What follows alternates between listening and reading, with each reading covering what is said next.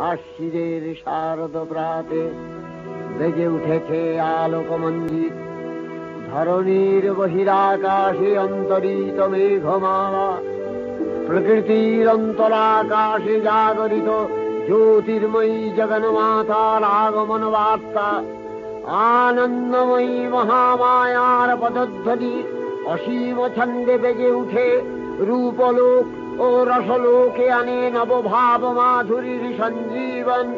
তাই আনন্দিতা শ্যামলী মাতৃকার চিন্ময়ীকে মৃন্ময়ীতে আবাহন। জাগো তুমি